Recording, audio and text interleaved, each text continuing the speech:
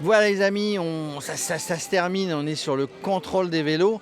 Et Geneviève et Joanie nous viennent de très loin pour faire ce Biking Man origine. D'où vous venez? On va peut-être reconnaître à l'accent. D'où vous venez, Joanie? Du Québec.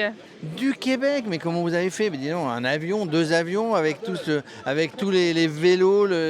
C'est compliqué de venir un Biking Man ici en France avec tout ce matériel? C'est plus compliqué que si on habitait en France, mais ça se fait. La preuve, c'est que j'y reviens une deuxième fois. Mais voilà, c'est... Voilà, elle l'a fait. C'est ici que tu l'avais fait une fois? Non, Portugal. Au Portugal. Et ils reviennent avec le sourire. Alors les Québécois, ils ont toujours le sourire. Quand vous rentrez dans un magasin au Québec, qu'est-ce qu'on dit? Bonjour, est-ce que ça va bien? Comment ça va? Bah alors comment ça va? Comment ça va? Anxieuse attends, passe pas devant la caméra, regardez lui, qu'est-ce qu'il va nous faire avec nos amies canadiennes. Alors anxieuse, vous avez étudié un petit peu le parcours, c'est la première fois que tu fais une ultra-distance.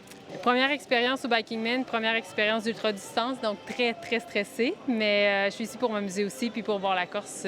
Pour voir la Corse, c'est un magnifique endroit. Justement, comment, Geneviève, comment on se prépare? Parce que vous avez de la neige jusqu'au mois de, je sais pas, hein, jusqu'à quand? Trop tard, ouais. Oui, trop tard. Et comment on se prépare? Parce qu'il faut quand même un entraînement de fond Oui. pour se préparer. Il y a quand même 1000 km, 20 000, voire plus de D+. Comment on fait? Il y a eu beaucoup de rouleaux et de bases d'entraînement à l'intérieur, c'est certain. Il y a du cardio-vélo, spinning. Il y a du ski de fond, naturellement, pour faire une base de fond. Puis dès qu'on peut sortir, on sort avec les pneus cloutés. On sort quand il y a de la neige aussi.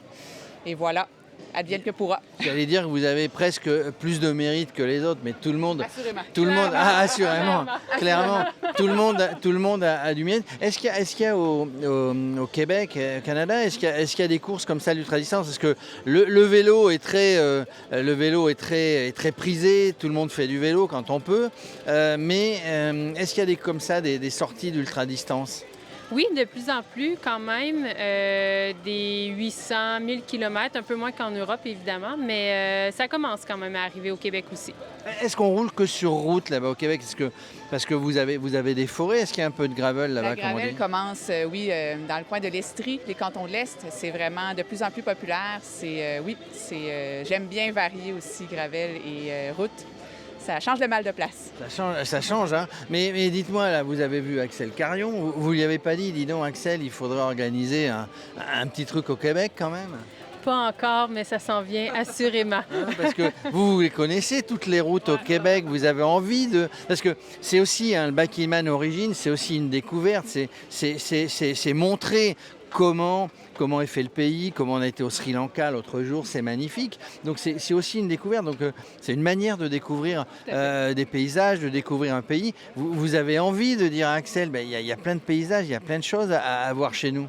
En plus de tous les Québécois. En plus de tous les Québécois. Non, mais elle a raison, parce que les habitants et les gens du coin jouent pour quelque chose, vont vous accueillir, vous allez voir, ici ça va être fantastique. Donc les Québécois, on sait qu'ils sont pleins de bienveillance, qu'ils ont envie, qu'ils voient des gens arriver en vélo, ils vont dire, bon, ils sont fous, mais ils vont les accueillir. Donc c'est vraiment un coin qui est fait pour un Biking Man Origine. Ah, tout à fait, je suis 100% d'accord. On va travailler sur ça. Parce qu'en plus, il y a les boutiques qui sont ouvertes. Comment ça s'appelle ceux qui sont ouverts toute la nuit, là, qui vous vendent des dépanneurs? Il y en a partout sur la route. Il y a Chocolat Favori, les bonnes glaces pour se restaurer. Il y a tout ce qu'il faut faire. Microbrasserie, Il y a des microbrasseries. Oui. Donc voilà, alors, on essaye de voir tout à l'heure Axel et puis on Moi, va je lui lui dire. en parle à chaque année. Tu lui en parles chaque année? Oui. Et alors c'est quoi sa réponse? Bientôt. Bon, là, bientôt. Là, vous allez le faire en duo, on redevient un petit peu sérieux.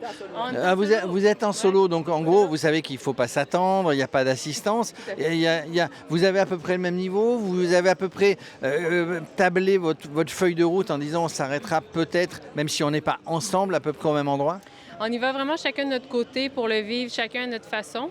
Peut-être qu'on va se croiser. Geneviève est un petit peu plus rapide en général que moi, mais peut-être qu'on va se croiser.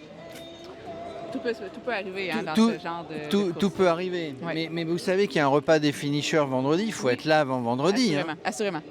Ah oui. Il y a de je crois qu'ils ont prévu de la poutine le soir, mais je sais pas. Tant qu'il y a de la bière, moi Tant je qu'il suis y a de là. la bière, avec modération quand même. À bof. Après Biking Man. Après Biking Man, on peut se lâcher. Bon, moi je vous souhaite demain, donc voilà, dernière nuit ici. Demain, ça part midi.